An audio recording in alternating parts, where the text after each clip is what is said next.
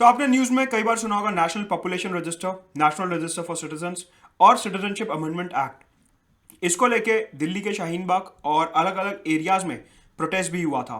क्या है पूरा मसला, कॉन्स्टिट्यूशन से कैसे कनेक्टेड है, किस तरीके से होम मिनिस्ट्री भारत सरकार इसके ऊपर काम कर रही है और आने वाले टाइम में सेंसस 2021 के साथ साथ एनपीआर में क्या होने वाला है, सारे मसलों के ऊपर चर्चा करने वाला हूं इस पर्टिकुलर वीडियो में, प्रेजेंटेड बाय मी मुदत गुप्ता। साथ के साथ अनअकैडमी पे हमारी स्पेशल क्लासेस आ रही हैं बहुत सारी on 19th and 20th of November by top educators of Unacademy. Hormones and nutrition के ऊपर, साथ ही कॉन्सेप्ट्स ऑफ इंडियन इकोनॉमी के ऊपर, न्यूज एनालिसिस और important articles of the Indian constitution के ऊपर, इन सब मसलों के ऊपर free live classes by Unacademy के top educators live and exclusive आपको मिलेंगी। इन सारी क्लासेस का लिंक आपको नीचे डिस्क्रिप्शन बॉक्स में मिल जाएगा। साथ के साथ टेलीग्राम चैनल का लिंक भी मिल जाएगा जहां पे आपको क्लासेस का लिंक मिलेगा। और अनअकैडमी में सब्सक्राइब करने के लिए, मेरे पेड कोर्सेज पे सब्सक्राइब करने के लिए you can use the referral code मुदत गुप्ता फॉर 10% डिस्काउंट। सिंपली आपको मेरा नाम डालना है, you will get 10% discount on Unacademy. सारी क्लासेस जो है वो बायलिंगुअल रहेंगी, साथ के साथ नोट्स, डाउट रेजोल्यूशन और कंटेंट कंप्लीशन आपको यहां पे मिलेगा, प्री मेंस इंटरव्यू तीनों के पर्सपेक्टिव से। Science and technology, Indian economy, current affairs and Indian polity, ये सारे टॉपिक्स कवर होने वाले हैं 19 और 20 नवंबर को। सो जरूर एनरोल करिए इन क्लासेस के लिए, that are absolutely free, right. तो सबसे पहले समझते हैं कि नेशनल पॉपुलेशन रजिस्टर होता क्या है। देखिए, इस पर्टिकुलर वीडियो में मैं दो रजिस्टर्स की बात करने वाला हूं। यहां पे I talk about two registers. एक रजिस्टर है पॉपुलेशन का और एक रजिस्टर है सिटीजन्स का। तो आपको ध्यान से सुनना है पूरे वीडियो में कि मैं किसकी बात कर रहा हूं, कि मैं पॉपुलेशन रजिस्टर की बात कर रहा हूं या मैं सिटीजन रजिस्टर की बात कर रहा हूं। आपको एकदम ध्यान से सुनना है कि कौन से रजिस्टर की यहां पे बात हो रही है, राइट। अगर मैं बात करूं नेशनल पॉपुलेशन रजिस्टर की, तो यह बेसिकली एक ऐसा रजिस्टर है जिसमें इंडिया के सारे यूजुअल रेजिडेंट्स की लिस्ट आपको मिलेगी। इंडिया के जितने भी यूजुअल रेजिडेंट्स हैं उनकी लिस्ट आपको इस पर्टिकुलर रजिस्टर में मिलेगी। सवाल उठता है कि ये यूजुअल रेजिडेंट का मतलब क्या होता है। ये जो मैंने कोट्स में अंडरलाइन करके डाला हुआ है टर्म, इसमें यूजुअल रेजिडेंट का मतलब क्या होता है। As per ministry of home affairs, ministry of home affairs की जो डेफिनेशन है वो ये कहते हैं that a person is a usual resident in two conditions. दो केसेस हैं जब एक व्यक्ति यूजुअल रेजिडेंट की कैटेगरी में आता है। पहली कंडीशन है जब वो हमारे देश में पिछले 6 महीने से रह रहा है। When the person is living in our country from the past 6 months, तो वो यूजुअल रेजिडेंट माना जाता है। या फिर अगर एक व्यक्ति अगले 6 महीने हमारे देश में रहना चाहता है तो भी वो यूजुअल रेजिडेंट की कैटेगरी में आएगा। देखिए, फॉर एग्जांपल आपके हमारे ऐसे लोग, हम अगर 20 साल से 22 साल से इंडिया में रह रहे हैं तो ऑब्वियसली बात है हम यूजुअल रेजिडेंट हो गए, क्योंकि हम 6 महीने से ज्यादा से रह रहे हैं। मान लीजिए कोई फॉरेनर है, वो इंडिया में आज आया और उसने कहा कि मैं अगले 2 साल इंडिया में ही रहना चाहता हूं, मतलब कि सेकेंड वाली कंडीशन सेटिस्फाई हो गई, that he intends to stay in the country for the next 6 months.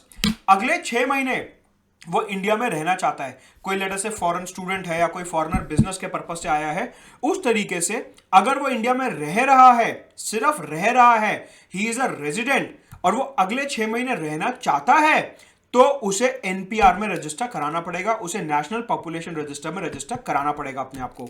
तो देखिए, national population register is not related with citizenship. ध्यान से समझिए, ये जो रजिस्टर है ये सिटीजनशिप से रिलेटेड नहीं है, ये रिलेटेड है रेजिडेंसी से, ये रिलेटेड है रेजिडेंशियल स्टेटस से, ये रिलेटेड है कि आप कहां के रेजिडेंट हो। मतलब कि अगर आप इंडिया के रेजिडेंट हो तो आपको नेशनल पॉपुलेशन रजिस्टर में खुद का नाम दाखिल करवाना पड़ेगा, whether you are the citizen और नॉट। मतलब कि जो एनपीआर है, नेशनल पॉपुलेशन रजिस्टर है, that is not linked with citizenship at all. ध्यान से समझिए,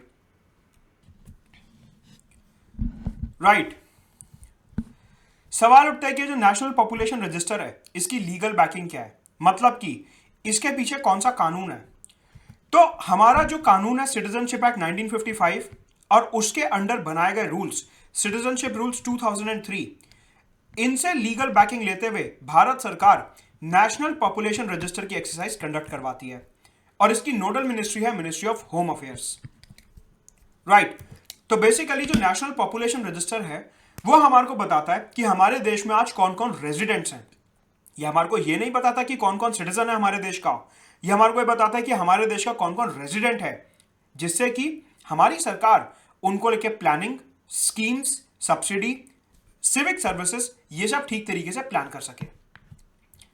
इसके अलावा जितने भी हमारे देश के यूजुअल रेजिडेंट्स हैं, यूजुअल रेजिडेंट्स याद करो दो कंडीशन बताई थी, या तो जो 6 महीने से ज्यादा से रह रहे हैं या फिर जो अगले 6 महीने रहने वाले हैं, दोनों ही यूजुअल रेजिडेंट हैं। ये जो नेशनल पॉपुलेशन रजिस्टर की एक्सरसाइज है, this is mandatory for the usual residents. जो यूजुअल रेजिडेंट्स हैं उनके लिए कंपलसरी है एनपीआर में अपने आप को रजिस्टर कराना। कि मतलब अगर आप हिंदुस्तान में रह रहे हो, आप हिंदुस्तान के रेजिडेंट हो, आप हिंदुस्तान के यूजुअल रेजिडेंट हो, तो ये आपके लिए कंपलसरी है कि आपको एनपीआर में रजिस्टर करवाना पड़ेगा। इसके अलावा अगर हम बात करें कि एनपीआर का पर्पस क्या होता है, the purpose of NPR is to create a comprehensive database. मतलब कि एक ऐसा डेटाबेस बनाना कि हमारे देश में कौन सी डेमोग्राफी के लोग रह रहे हैं, कौन से बायोमेट्रिक के लोग रह रहे हैं, कौन से जेंडर के, कहां से आए हुए, फूडिंग हैबिट्स क्या हैं, ये सब, so that government can plan the policies accordingly. सरकार को पॉलिसीज प्लान करने में आसानी हो, इस वजह से एनपीआर की एक्सरसाइज कंडक्ट करवाई जाती है। राइट। सवाल उठता है कि जो एनपीआर की एक्सरसाइज होती है उसमें किस तरीके का डेटा कलेक्ट होता है। प्रीलिम्स का यहां से काफी अच्छा सवाल बनता है और मेंस में लिखने के लिए आपके यहां से फॉर्डर पॉइंट निकलते हैं। अगर हम बात करें एनपीआर की, तो यहां पे दो तरीके का डेटा कलेक्ट किया जाता है, एक डेमोग्राफिक डेटा और एक बायोमेट्रिक डेटा। मतलब कि डेमोग्राफिक डेटा मतलब कि आप कहां से बिलोंग करते हैं, कौन से एरिया के हैं, और बायोमेट्रिक एरिया जेंडर और दूसरी चीजें, अभी बताऊंगा क्या है डिटेल में। और लेकिन आपको हमेशा ध्यान रखना है कि जो एनपीआर की एक्सरसाइज है, यहां पे दो तरीके का डेटा कलेक्ट होता है। बेसिकली एनपीआर जो है वो 2010 में ऑलरेडी हो चुका है। ये जो नेशनल पॉपुलेशन रजिस्टर की एक्सरसाइज है, सिटीजनशिप एक्ट के अंडर ऑलरेडी 2010 में कंडक्ट हो चुकी है।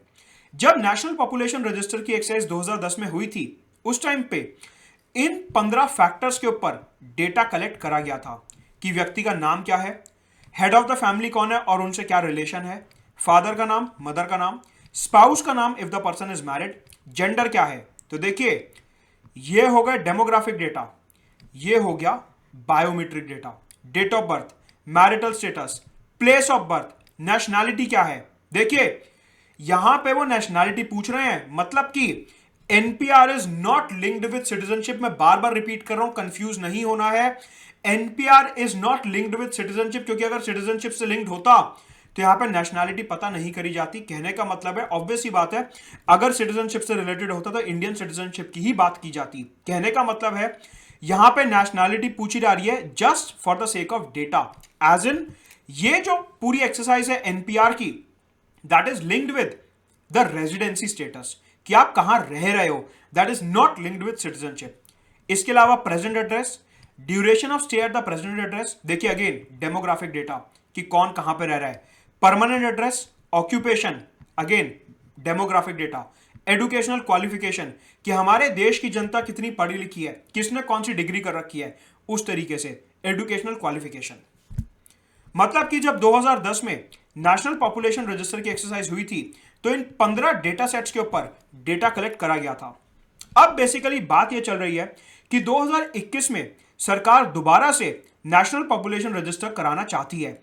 इस बार सरकार ने बोला है कि हम थोड़े से और डेटा सेट्स ऐड करना चाहते हैं, particularly last place of residence. कहने का मतलब है होम मिनिस्ट्री ने यह बोला है कि ये वाले जो डेटा सेट्स हैं ये तो कलेक्ट होंगे ही होंगे, इनके साथ ये वाले डेटा सेट्स भी कलेक्ट करे जाएंगे, particularly last place of residence कि आप इससे पहले कहां रहते थे, आपकी मदर टंग क्या है, आपका Aadhaar number, this is optional, biometric data, मैंने आपको क्या बताया, डेमोग्राफिक डेटा और बायोमेट्रिक डेटा दोनों कलेक्ट करे जाएंगे। यहां पे जो बायोमेट्रिक आधार नंबर है दैट इज ऑप्शनल, अगर व्यक्ति देना चाहता है तो दे सकता है, नहीं देना चाहता तो मना कर सकता है। इसके अलावा mobile number, passport number, voter ID card number, driving licence का number, date and place of birth of father and mother. यहां पे अगर हम ध्यान से समझें तो for example driving licence number, passport number, mobile number, ये सब कलेक्ट किया जा रहा है। कहने का मतलब है, आपको पता है कि फॉर एग्जांपल सरकार रोड एक्सीडेंट के ऊपर पॉलिसी बनाती है। मान लीजिए किसी व्यक्ति का एक्सीडेंट हो गया, वहां पे पुलिस पहुंची, एम्बुलेंस पहुंची। अब पता लगाना है कि ये व्यक्ति का घर कहां पे है, पता लगाना है कि ये व्यक्ति है कहां का, तो फिर उसकी डिटेल्स को यूज करके उसके घर वालों तक पहुंचा जा सकता है। इसलिए ये सारा डेटा जरूरी है। कहने का मतलब है, ये तो जस्ट एक एग्जांपल हो गया। कहने का मतलब है कि अलग अलग पर्पसेस के लिए, स्कीम्स के लिए, पॉलिसीज के लिए सरकार नेशनल पॉपुलेशन रजिस्टर का डेटा तैयार करती है होम मिनिस्ट्री के अंडर, राइट। अब सवाल उठता है कि जो नेशनल पॉपुलेशन रजिस्टर है, सरकार ने बोला कि 2010 में जो हमने डेटा कलेक्ट करा था वो तो ठीक है, वो तो कलेक्ट करेंगे ही। 2021 में जो होगा उसमें और ज्यादा डेटा कलेक्ट करेंगे, और उसमें एक कंट्रोवर्शियल डेटा सेट है जिसका नाम है date and place of birth of father and mother, कि जो एक व्यक्ति के फादर एंड मदर हैं उनका date and place of birth क्या है। बेसिकली अगर आप हमारा सिटीजनशिप एक्ट 1955 देखो, उसमें कुछ क्राइटेरियाज हैं। जो हमारा सिटीजनशिप एक्ट 1955 है वो ये कहता है कि एक व्यक्ति सिटीजन तभी हो सकता है जब उसके दोनों पेरेंट्स इंडिया के सिटीजन हो या फिर लीगल माइग्रेंट्स हो। कहने का मतलब है व्यक्ति की जो सिटीजनशिप है that is also dependent upon the citizenship status of his और हर पेरेंट्स। मतलब कि अगर आपकी जो सिटीजनशिप है वो कहीं ना कहीं आपके पेरेंट्स की सिटीजनशिप से लिंक्ड है इंडिया में, as per the citizenship act 1955। तो यहां पे कुछ एक्सपर्ट्स का यह कहना है कि जो नेशनल पॉपुलेशन रजिस्टर है that is not linked with citizenship at all, वो सिर्फ और सिर्फ रेजिडेंसी स्टेटस से रिलेटेड है। अगर नेशनल पॉपुलेशन रजिस्टर सिर्फ और सिर्फ रेजिडेंसी से रिलेटेड है तो फिर यहां पे date and place of birth of parents collect करने की क्या जरूरत है। तो यहां पे कुछ लोगों का यह कहना है कि सरकार date and place of birth of father and mother collect करके लोगों का सिटीजनशिप स्टेटस भी निकालने की कोशिश कर रही है, इन अ वे कि अगर एनपीआर की एक्सरसाइज होती है तो ये जो date and place of birth of father and mother है ये यूज करके सरकार कुछ लोगों की सिटीजनशिप छीन सकती है। कहने का मतलब है कुछ लोगों में डर है कि जो नेशनल पॉपुलेशन रजिस्टर की एक्सरसाइज है, वैसे तो सरकार कह रही है कि ये सिर्फ रेजिडेंसी की एक्सरसाइज है, ये सिर्फ और सिर्फ ये पता लगाने की एक्सरसाइज है कि कौन हमारे सिटीजन हैं कौन नहीं है, लेकिन ये place of birth of father and mother use करके सरकार कुछ लोगों की सिटीजनशिप छीन सकती है, ऐसा लोगों में डर है। तो इस वजह से एनपीआर को लेकर पूरी की पूरी कंट्रोवर्सी क्रिएट हो रही है, राइट। इसके अलावा ये जो 2021 में सरकार ने एनपीआर प्लान करा है ये पहली बार नहीं हो रहा है। 2010 में ऑलरेडी एनपीआर हो चुका है, और ये जो एनपीआर है 2015 में अपडेट भी करा गया था। लेकिन अब सरकार ने बोला कि हम अपडेट नहीं करेंगे, हम एक फ्रेश राउंड कराएंगे एनपीआर का, जिससे कि नया डेटा भी कलेक्ट किया जा सके, such as driving licence number, Aadhaar number, voter ID card number, mother tongue और साथ के साथ लास्ट प्लेस ऑफ रेजिडेंस। तो और ज्यादा नया डेटा कलेक्ट करने के लिए सरकार नया round of national population register plan कर रही है। साथ के साथ कि असम में 2019 में NRC national register of citizens की एक्सरसाइज हो चुकी है। नेशनल रजिस्टर ऑफ सिटीजंस क्या होता है अभी अगली स्लाइड में बताने जा रहा हूं, वेट करिए। लेकिन इतना समझिए कि असम में एनआरसी की एक्सरसाइज ऑलरेडी हो चुकी है, मतलब कि सिटीजंस और पॉपुलेशन रेजिडेंसी का डेटा ऑलरेडी कलेक्ट हो चुका है। तो सरकार ने बोला कि वहां पे दोबारा डेटा कलेक्ट नहीं करवाएंगे। तो अब जब भी 2021 में नेशनल पॉपुलेशन रजिस्टर का डेटा कलेक्ट होगा, एनपीआर की एक्सरसाइज होगी, तो वो असम में नहीं होगी, बाकी पूरे इंडिया में होगी, क्योंकि असम में ये एक्सरसाइज ऑलरेडी असम अकॉर्ड के अंडर 2019 में हम करा चुके हैं। सवाल उठता है कि एनआरसी क्या है। अब देखिए ध्यान से सुनिए, मैं एनपीआर की बात नहीं कर रहा, मैं नेशनल पॉपुलेशन रजिस्टर की बात नहीं कर रहा हूं। इसकी बात कर ली कि ये रेजिडेंसी टेस्ट करता है, ये देखता है कि कौन यूजुअल रेजिडेंट है, कौन इंडिया में 6 महीने से रह रहा है या अगले 6 महीने रहने वाला है। मैं रेजिडेंसी की बात नहीं कर रहा हूं, मैं यहां पे बात कर रहा हूं अब नेशनल रजिस्टर ऑफ सिटीजंस की। सिटीजंस का रजिस्टर, सिटीजंस का रजिस्टर एक ऐसा रजिस्टर, एक ऐसी कॉपी जिसमें सिर्फ और सिर्फ सिटीजंस का ही नाम होगा। मतलब कि जो पॉपुलेशन रजिस्टर था इसमें किसका नाम था, यूजुअल रेजिडेंट्स का, चाहे वो सिटीजन हो चाहे ना हो। लेकिन नेशनल रजिस्टर ऑफ सिटीजंस में सिर्फ और सिर्फ सिटीजंस का नाम होगा, सिर्फ और सिर्फ नागरिकों का नाम होगा। मतलब कि national register of citizens, NPR population register अलग है, रजिस्टर ऑफ सिटीजंस अलग है, दोनों में फर्क देखेंगे। सबसे पहले बात करें अगर नेशनल रजिस्टर ऑफ सिटीजन्स की, देन एनपीआर में मैंने क्या कहा था, एनपीआर में सारे रेजिडेंट्स होंगे, यूजुअल रेजिडेंट्स, चाहे वो सिटीजन्स हो चाहे वो माइग्रेंट्स हो, कि कोई फॉरेनर बाहर से आया है और इंडिया रहना चाहता है अगले 1 साल, 6 महीने, 7 महीने, 8 महीने, तो चाहे वो सिटीजन हो चाहे वो सिटीजन ना हो, उसका नाम एनपीआर में आ जाएगा। एनआरसी का मतलब क्या है, सिर्फ और सिर्फ सिटीजन्स का नाम आएगा। जो माइग्रेंट्स हैं जिनके पास भारत की सिटीजनशिप नहीं है उनको एक्सक्लूड कर दिया जाएगा, उनको एक्सक्लूड कर दिया जाएगा। तो मतलब कि एनपीआर में सिटीजन्स और माइग्रेंट्स दोनों आ सकते हैं और एनआरसी में सिर्फ और सिर्फ सिटीजन्स आ सकते हैं। माइग्रेंट्स को, ऐसे लोग जिनके पास इंडिया की सिटीजनशिप नहीं है, उनको एक्सक्लूड कर दिया जाएगा।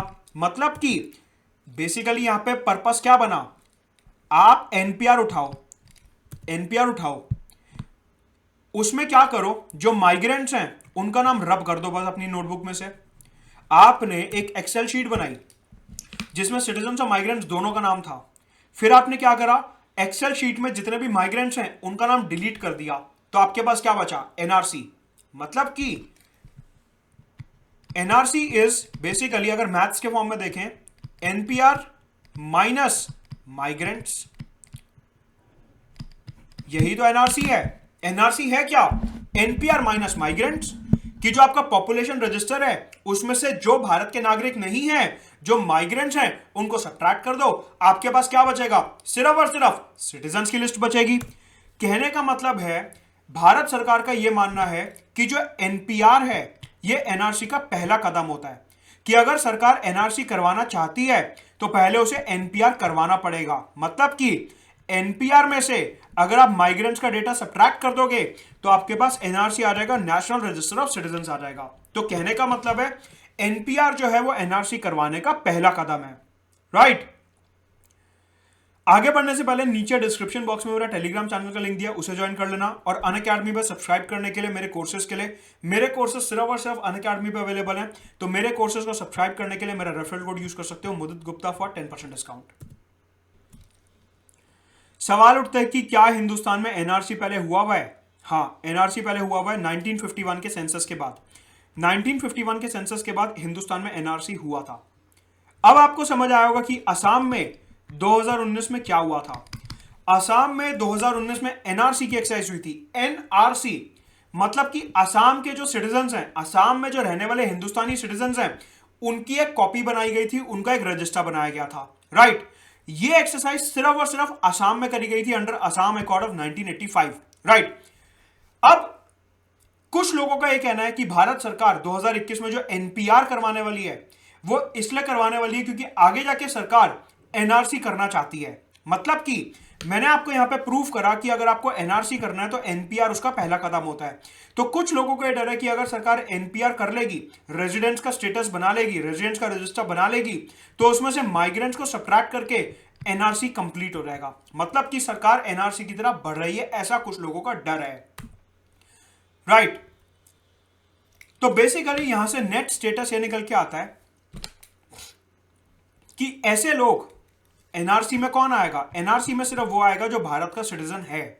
मतलब कि जो एनआरसी में नहीं है, जिसका नाम एनआरसी में नहीं है, जिसका नाम एनआरसी रजिस्टर में नहीं है, उसको अपनी सिटीजनशिप प्रूफ करनी पड़ेगी, उसको कागज दिखाने पड़ेंगे और उसको प्रूफ करना पड़ेगा कि वो भारत का ही नागरिक है। कहने का मतलब है कि एनआरसी, लोगों को डर यह है कि अगर बाय चांस हमारा नाम छूट गया वहां पे तो हमारी सिटीजनशिप चली जाएगी और सिटीजनशिप वापस गेन करने के लिए हमारे को प्रूफ दिखाना पड़ेगा। इस वजह से लोगों को एनआरसी को लेकर थोड़ा सा मन में डर है, राइट। तो जैसा कि हमने देखा कि एनपीआर यूजुअली माना जाता है कि एनआरसी का पहला कदम है, और अगर एनआरसी में आपका नाम नहीं है तो आपको अपने कागज दिखा के अपनी सिटीजनशिप प्रूफ करनी पड़ेगी। लेकिन यहां पे एक प्रॉब्लम और है, क्या समझते हैं, राइट, कि एनपीआर के डेटा से ही एनआरसी जो है कंडक्ट करा लिया जाता है। नाउ दिसंबर 2019 में भारत सरकार ने पार्लियामेंट में कानून पास करा जिसका नाम था सिटीजनशिप अमेंडमेंट एक्ट 2019। इस कानून के अंदर यह बोला गया कि बांग्लादेश, पाकिस्तान और अफगानिस्तान में 6 रिलीजियस कम्युनिटीज के लोग, हिंदू, सिख, बुद्धिस्ट, जैन, क्रिश्चियन और पारसी, 6 रिलीजियस कम्युनिटी के लोग अगर इनका रिलीजियस तौर पे उत्पीड़न हो रहा है, रिलीजियस परसिक्यूशन हो रहा है और ये इलीगली इंडिया आते हैं बिफोर 31 दिसंबर 2014, ऐसे लोग जिनका इन 3 देशों में रिलीजियस परसिक्यूशन हो रहा है, उत्पीड़न हो रहा है, जो इन 6 रिलीजियस कम्युनिटीज के हैं, अगर वो हिंदुस्तान में 31 दिसंबर या उससे पहले आए हुए 2014 में, तो उनको फास्ट ट्रैक तरीके से हिंदुस्तान की सिटीजनशिप दे दी जाएगी, मतलब आसानी से इंडिया की सिटीजनशिप दे दी जाएगी। यहां पे प्रोटेस्ट यह हुआ कि इस पर्टिकुलर कानून में, सिटीजनशिप अमेंडमेंट एक्ट 2019 में, मुस्लिम्स को एक्सक्लूड कर दिया गया। कुछ कम्युनिटीज ऑफ मुस्लिम ऐसी भी हैं जैसे कि अहमदियास एंड ऑल, जो पाकिस्तान में परसिक्यूशन फेस करते हैं। तो यहां पे कुछ एक्सपर्ट्स का यह मानना था कि मुस्लिम्स को इस पर्टिकुलर कानून से एक्सक्लूड कर दिया गया है। कहने का मतलब है, भारत सरकार ने बोला कि it is our moral responsibility कि जो लोग रिलीजियस उत्पीड़न फेस कर रहे हैं पाकिस्तान, बांग्लादेश और अफगानिस्तान में, अगर वो इंडिया में शरण लेने आ रहे हैं, इंडिया में शेल्टर लेने आ रहे हैं बिफोर 31 दिसंबर 2014, तो हम उन्हें फास्ट ट्रैक तरीके से सिटीजनशिप देंगे, हम उन्हें आसान तरीके से सिटीजनशिप देंगे। मतलब कि इन 6 रिलीजियस कम्युनिटीज के लोग इन 3 देशों से आए हुए अगर 31 दिसंबर 2014 से पहले आते हैं तो भारत सरकार उन्हें फास्ट ट्रैक बेसिस पर सिटीजनशिप दे देगी। अब कुछ एक्सपर्ट्स ने एनआरसी और सिटीजनशिप अमेंडमेंट एक्ट को लिंक करा। उन्होंने यह बोला कि देखिए, मान लीजिए सरकार एनआरसी की एक्सरसाइज करती है, सरकार ने एनआरसी कंडक्ट कराया, अब उस एनआरसी में बहुत से लोग रह गए, ऐसे बहुत से लोग हैं जिनका एनआरसी की लिस्ट में नाम ही नहीं आया, मतलब कि उनकी सिटीजनशिप चली गई, उन्हें अब अपनी सिटीजनशिप प्रूव करनी पड़ेगी। तो कुछ लोगों का यह कहना है कि जो हिंदू, क्रिश्चियन, सिख, पारसी, जैन और बुद्धिस्ट हैं, अगर वो अपनी सिटीजनशिप प्रूव नहीं भी कर पाते तो सिटीजनशिप अमेंडमेंट एक्ट 2019 के अंदर सरकार उनको इन एनी केस सिटीजनशिप दे रही है। लेकिन अगर कोई मुस्लिम अपनी सिटीजनशिप प्रूव नहीं कर पाता तो सरकार उसको सिटीजनशिप अमेंडमेंट एक्ट 2019 के अंदर सिटीजनशिप नहीं दे रही। मतलब कि एनआरसी में से अगर कोई हिंदू, सिख, क्रिश्चियन, जैन, बुद्धिस्ट, पारसी छूट जाता है तो उसको सरकार इन एनी केस सिटीजनशिप कानून के अंदर सिटीजनशिप दे देगी। लेकिन अगर एनआरसी से कोई मुस्लिम छूट जाता है तो सरकार उसको सिटीजनशिप अमेंडमेंट एक्ट के अंदर सिटीजनशिप नहीं देगी, क्योंकि उनका नाम वहां पे इंक्लूडेड नहीं है, यहां पे मुस्लिम्स का नाम इंक्लूडेड नहीं है। तो इस तरीके से कुछ लोगों ने एनआरसी को सिटीजनशिप अमेंडमेंट एक्ट 2019 के अंदर लिंक कर दिया। कनेक्टिंग ऑल द डॉट्स, सरकार ने एनपीआर की एक्सरसाइज कंडक्ट कराने का सोचा है। लोगों का यह कहना है कि एनपीआर से ही लिंक्ड है एनआरसी, मतलब कि एनआरसी में सिटीजन्स की लिस्ट आ रहेगी और जो माइग्रेंट्स रह गए उन्हें अपनी सिटीजनशिप प्रूव करनी पड़ेगी। हिंदू, सिख, क्रिश्चियन, पारसी, बुद्धिस्ट और जैन अगर अपनी सिटीजनशिप प्रूव नहीं भी कर पाते तो उनको सरकार सिटीजनशिप नए वाले कानून के अंदर, 2019 का जो कानून है उसके अंदर आसानी से सिटीजनशिप दे देगी। लेकिन मुस्लिम्स अगर रह गए एनआरसी से बाहर, तो कुछ मुस्लिम्स जो एनआरसी से बाहर रह गए, क्योंकि वो सिटीजनशिप अमेंडमेंट एक्ट 2019 के अंदर भी कवर्ड नहीं है, इस वजह से उनको सिटीजनशिप प्रूव करने में काफी ज्यादा दिक्कत हो सकती है। और इस वजह से एनआरसी की एक्सरसाइज और सिटीजनशिप अमेंडमेंट एक्ट 2019 ये थोड़ा सा बायस्ड है, ऐसा लोगों का मानना है। यहां पे समझने की बात यह है, एक क्रिटिकल पॉइंट है कि अगर हम कानून को ध्यान से पढ़ते हैं तो कानून ये कहता है कि मान लीजिए किसी का नाम एनआरसी में नहीं आया, कोई सिटीजनशिप प्रूव नहीं कर पा रहा, लेट अस से वो हिंदू है, सिख है, क्रिश्चियन है, जैन, बुद्ध या पारसी है, वो अपनी सिटीजनशिप प्रूव नहीं कर पा रहा, तो अब कुछ लोग कहते हैं कि सरकार उन्हें सिटीजनशिप अमेंडमेंट एक्ट 2019 के अंदर सिटीजनशिप आसानी से ग्रांट कर देगी। यहां पे सवाल ये उठता है कि इस कानून में सरकार ने कंडीशन लगाई हुई है कि आपने पाकिस्तान, बांग्लादेश या अफगानिस्तान में रिलीजियस परसिक्यूशन फेस कराओ, आप ये कैसे प्रूव करोगे? जिन लोगों का यह मानना है कि इन 6 रिलीजियस कम्युनिटीज के लोगों को सरकार सिटीजनशिप आसानी से ग्रांट कर देगी एनआरसी के बाद, तो ये लोग रिलीजियस परसिक्यूशन प्रूफ कैसे करेंगे? और ये लोग ये कैसे प्रूफ करेंगे कि 31 दिसंबर 2014 से पहले ही ये लोग इंडिया आए हैं, इसके बाद नहीं आए हैं? तो ये तो प्रूफ करने में मुश्किल होने वाली है। कहने का मतलब ये है कि जो लोगों के मन में एक डर है कि ये जो एनआरसी की एक्सरसाइज और सिटीजनशिप अमेंडमेंट एक्ट 2019 है, ये एंटी मुस्लिम है, वो सोचना कहीं ना कहीं थोड़ा सा गलत है। ये कानून और एनआरसी एंटी मुस्लिम नहीं है, रादर ये प्रो इंडियन सिटीजन है इन अ वे। अभी प्रूफ करेंगे कैसे? कहने का मतलब यह है कि अगर इन 6 कम्युनिटीज के लोग एनआरसी में नहीं आते तो इनको भी अपनी सिटीजनशिप प्रूफ करनी पड़ेगी। अब जो लोग ये बोल रहे हैं कि इनको सरकार 2019 के कानून के अंडर आसानी से सिटीजनशिप ग्रांट कर देगी, कैसे करेगी? पहले इन 6 कम्युनिटी के लोगों को प्रूफ तो करना पड़ेगा कि इनके अगेंस्ट उत्पीड़न हुआ है और ये 2014 में या उससे पहले इंडिया आए हैं। वो कैसे प्रूफ करेंगे? उसमें भी तो दिक्कत आएगी। तो ये जो पूरी की पूरी एक्सरसाइज है, this is not anti Muslim, जैसा कि कई सेक्शंस में बोला जाता है, राइट? तो कहने का मतलब है कि ये जो पूरी की पूरी एक्सरसाइज है एनआरसी, एनपीआर और सिटीजनशिप अमेंडमेट एक्ट की, कहीं ना कहीं थोड़ी सी ये मिसअंडरस्टूड है। और यहां पे एक कोशिश करी गई है कि इनको किस तरीके से अनबायस तरीके से ट्रांसपेरेंटली पेश करा जाए। सरकार का स्टैंड यहां पे ये है कि देखिए, अमित शाह जो कि हमारे गृह मंत्री हैं, इन्होंने पार्लियामेंट में बोला कि अभी सरकार का एनआरसी कंडक्ट कराने का कोई प्लान नहीं है। मतलब कि हम नेशनल रजिस्टर ऑफ सिटीजन अभी नहीं बना रहे हैं। हां, एनपीआर कंडक्ट होगा, लेकिन उसका तो सिटीजनशिप से कोई लेना देना है ही नहीं। साथ के साथ एनपीआर जरूरी इसलिए है क्योंकि यह हमारे को बेटर प्लानिंग में और इन सब में हेल्प करता है। साथ के साथ सरकार ने पूरे तरीके से आश्वासन दिया है कि किसी भी इंडियन सिटीजन की सिटीजनशिप नहीं ली जाएगी। अगर कल को एनपीआर, एनआरसी कुछ भी होता है, किसी भी इनोसेंट इंडियन सिटीजन की सिटीजनशिप नहीं ली जाएगी। सिर्फ और सिर्फ इलीगल माइग्रेंट्स को अपनी सिटीजनशिप प्रूफ करनी पड़ेगी। सिर्फ और सिर्फ जो इलीगल माइग्रेंट्स हैं उनको अपनी सिटीजनशिप प्रूफ करनी पड़ेगी। भारत जो है सारे भारतीय नागरिकों का देश है और किसी से भी उनकी सिटीजनशिप नहीं छीनी जाएगी, ऐसा भारत सरकार का कहना है।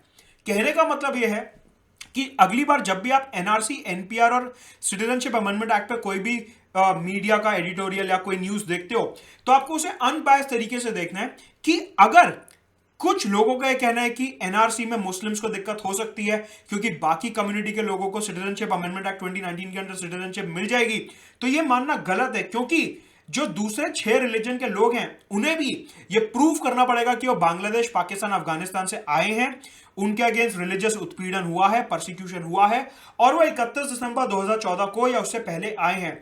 ये तीनों चीजें प्रूव करना भी आसान नहीं है।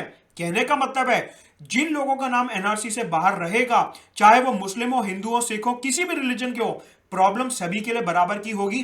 किसी एक रिलीजन को डिसएडवांटेज में सरकार नहीं रखेगी, राइट? इस लेसन में इतना ही।